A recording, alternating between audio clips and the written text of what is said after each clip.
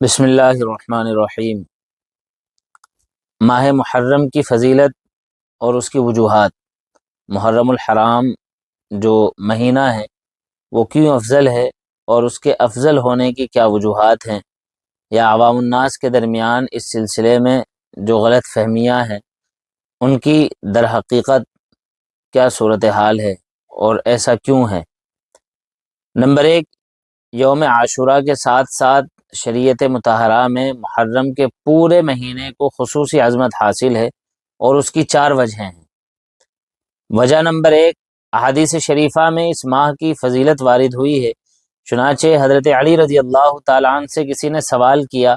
کہ ماہ رمضان المبارک کے بعد کون سے مہینے میں روزہ رکھوں، تو حضرت علی رضی اللہ تعالیٰ عنہ نے جواب دیا کہ یہی سوال ایک دفعہ ایک شخص نے نبی کریم صلی اللہ علیہ وسلم سے بھی کیا تھا، اور میں آپ کے ساتھ بیٹھا ہوا تھا، تو آپ صلی اللہ علیہ وسلم نے جواب دیا تھا کہ ان کنت صائما بعد شہر رمضان فصم المحرم فإنه شہر اللہ فیہ یوم تاب اللہ فیہ علی قوم ویتوب فیہ علی قوم آخرین۔ ترجمہ، ماہ رمضان کے بعد اگر تم کو روزہ رکھنا ہے تو محرم کے مہینے میں رکھو، کیونکہ اللہ تعالیٰ کی خاص رحمت کا مہینہ ہے۔ اس میں ایک ایسا دن ہے جس میں اللہ تبارک و تعالیٰ نے ایک قوم کی توبہ قبول فرمائی، اور آئندہ بھی ایک قوم کی توبہ اس دن قبول فرمائے گا۔ مزید حضرت ابو ہریرہ رضی اللہ تعالیٰ عنہ سے روایت ہے کہ نبی کریم صلی اللہ علیہ وسلم نے ارشاد فرمایا، افضل الصیام بعد صیام شہر رمضان شہر اللہ المحرم، یعنی ماہ رمضان المبارک کے روزوں کے بعد سب سے افضل روزہ محرم الحرام کا ہے،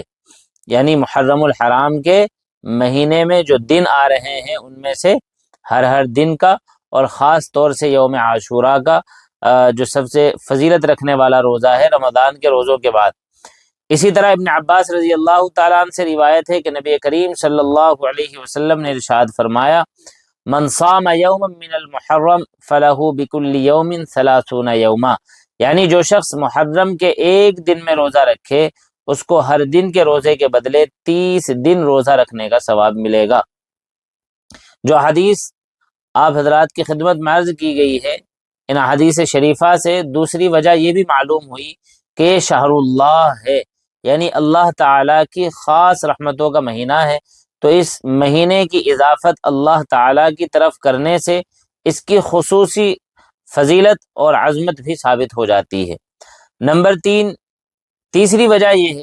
کہ یہ مہینہ اشہر حرم، یعنی ان 4 مہینوں میں سے ہے کہ جن کو دوسرے مہینوں پر ایک خاص مقام حاصل ہے، اور وہ 4 مہینے کون کون سے ہیں؟ نمبر 1 ذی قعدہ، نمبر 2 ذی الحجہ، نمبر 3 محرم الحرام، نمبر 4 رجب۔ چوتھی وجہ یہ ہے کہ اسلامی سال کی ابتدا اسی مہینے سے ہوئی ہے۔ چنانچہ امام غزالی رحمۃ اللہ علیہ لکھتے ہیں کہ محرم کے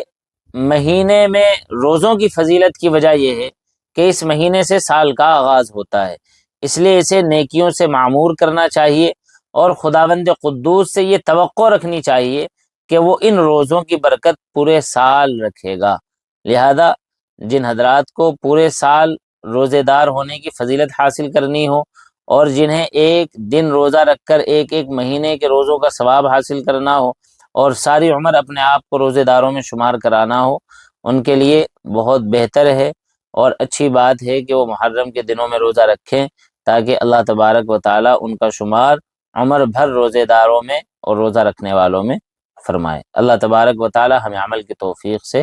مالا مال فرمائے۔